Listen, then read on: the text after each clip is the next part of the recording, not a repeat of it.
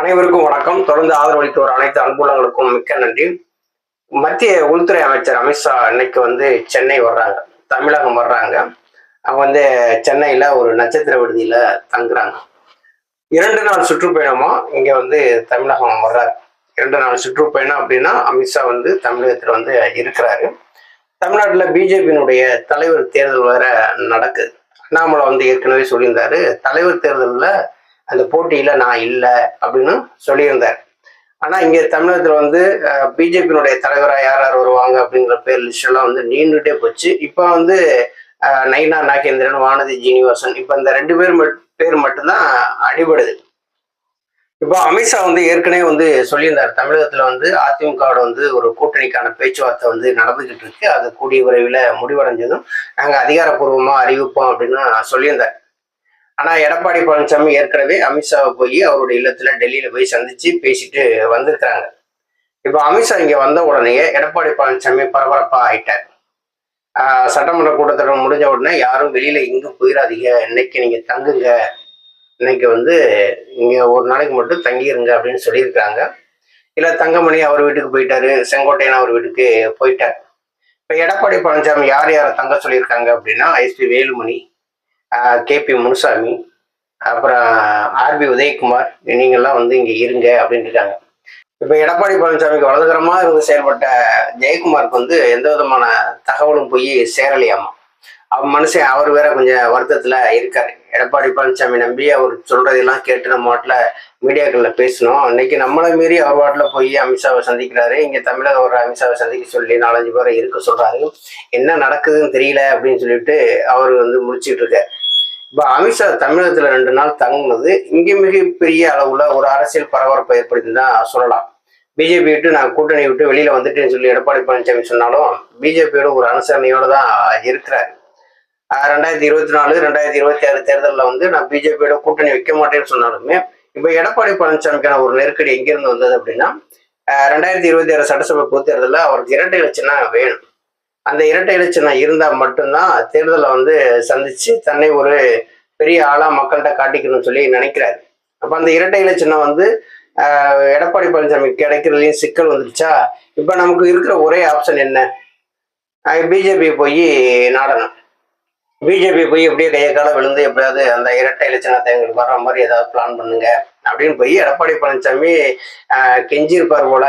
அந்த கெஞ்சல்ல ஒரு டிமாண்ட் வச்சிருக்கிறாங்க, நீங்க எங்களோட கூட்டணிக்கு வந்திருக்க, உங்களுக்கு தேவையானதை செஞ்சிடறோம் அப்படின்னு சொல்லியிருக்கலாம். அதனால கூட்டணி உடன்பாடு ஏற்பட்டிருக்கலாம்.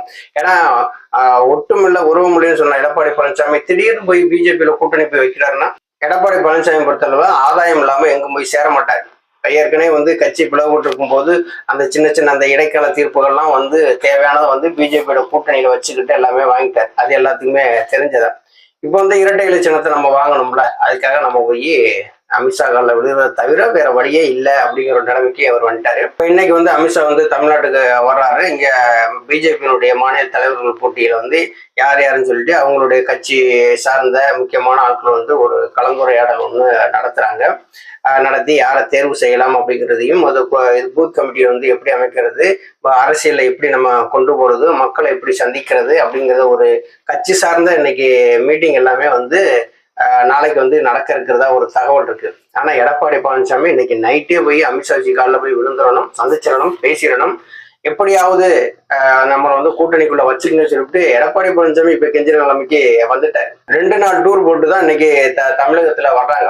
நாளைக்கு என்ன பண்றாங்கன்னா, கட்சியினுடைய நிர்வாகிகள் சம்பந்தம் அவங்களோட கட்சி சார்ந்த நிகழ்வுகள் மட்டும் பேசுறாங்க.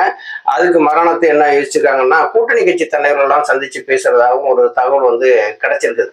கூட்டணி கட்சி தலைவர்கள்லாம் இங்க இப்ப என்டிஏ கூட்டணியில தமிழகத்துல இருந்தாங்கல்ல, ஐயா ஓபிஎஸ் அவர்கள் கூட இன்னைக்கு பெரியகுளம் போறாங்க. அங்க கூட்டணி கட்சி தலைவர்களுடைய ஜி.கே. வாசன், ஜான் பாண்டியன், ஏசி சண்முகம், பாரிவேந்தர், பாட்டாளி மக்கள் கட்சி, இப்படியான ஒரு கூட்டணி கட்சிகள்லாம் இருக்காங்களா, ஏசி சண்முகம், இப்படி ஆட்களை பேசுறதாகவும் ஒரு தகவல் கிடைச்சிருக்கு.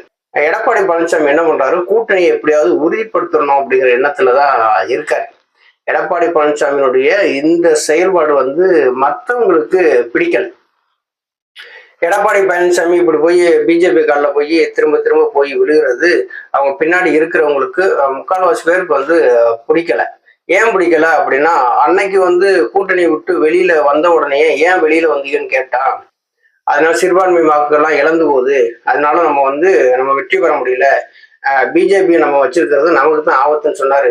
இன்னைக்கு அதே பிஜேபி கால்ல போய் எடப்பாடி பழனிசாமி விலகுறாரு. இவரை எப்படி நம்புறது? இன்னைக்கு மட்டும் சிறுபான்மையினர் ஓட்டு வந்து விலகாதா? சிறுபான்மையினர் வந்து நம்மளை எப்படி நம்புவாங்க அப்படின்னு சொல்லி ஒரு சிலர் புலம்புல இருக்கிறாங்க.